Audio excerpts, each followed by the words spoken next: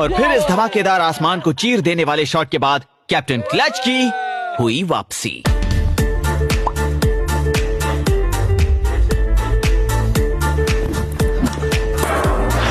ये जादू टोना है। और देखो, मैं भी अपने खेल को देखकर खुश नहीं हूँ, लेकिन मैं क्या करता। ये वो बॉल नहीं है जिसके साथ खेलकर मैं बड़ा हुआ था। और जैसा कि आप यहाँ देख सकते हैं, ये बॉल्स हवा में कुछ ज्यादा ही कर्व हो रही हैं। ऐसा लग रहा था कि उस बॉल पर पंख लगे हैं। और मेरे लिए ये समझ पाना लगभग नामुमकिन था कि मुझे इस बॉल को मारने की कोशिश करनी चाहिए या नहीं, या इससे बचना चाहिए, या शायद दोनों।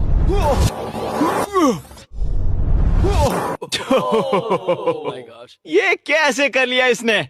और दुर्भाग्यवश बाकी का गेम भी कुछ ऐसा ही चला। लेकिन मुझे ये बताते हुए गर्व हो रहा है कि थर्ड इनिंग में एक बेस पॉइंट मिला।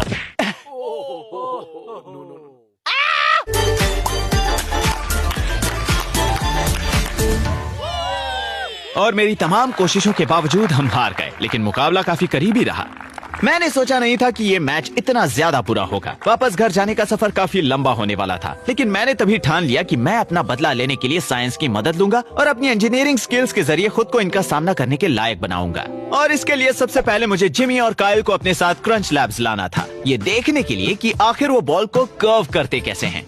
और फिर इन्हें बॉल फेंकते हुए देखने और रिसर्च के लिए अतिरिक्त डेटा इकट्ठा करने के बाद मैं इन्हें सीधे ले आया सैन फ्रांसिस्को जायंट्स के यहाँ, क्योंकि ये टीम पूरे मेजर लीग बेसबॉल में अपने बेहतरीन और एडवांस पिचर डेवलपमेंट प्रोग्राम के लिए जानी जाती है। वाओ, ये स्टेडियम तो बहुत बड़ा है।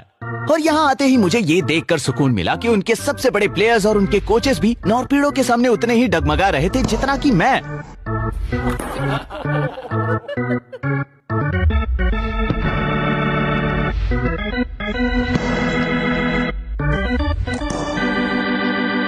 और फिर हम उनके क्लब हाउस पहुंचे अपना असली काम करने, ब्रायन बैनिस्टर से मिलने, क्योंकि ये घूमते हुए बॉल के पीछे के साइंस को लेकर इनकी गहरी समझ वो सीक्रेट इंग्रेडिएंट है जिसके जरिए वो इतने महान पिचर्स को जन्म दे पाते हैं। और हाथ मिलाने पर मुझे उसका सबूत भी मिल गया। जब इस रिसर्च को इस्तेमाल करोगे तब तुम वर्ल्ड सीरीज जीतोगे। और फिर उसके बाद मुझे लगता है अब मैं अच्छी तरह समझ गया हूँ कि वो लोग ऐसा क्यों कर रहे थे जिससे बॉल इतनी कर्व हो रही थी।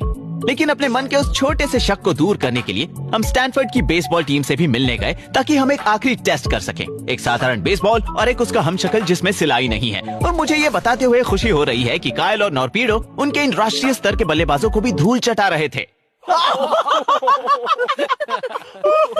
तो मेरे डेटा जमा करने, रिसर्च करने और इंटरव्यूज लेने के बाद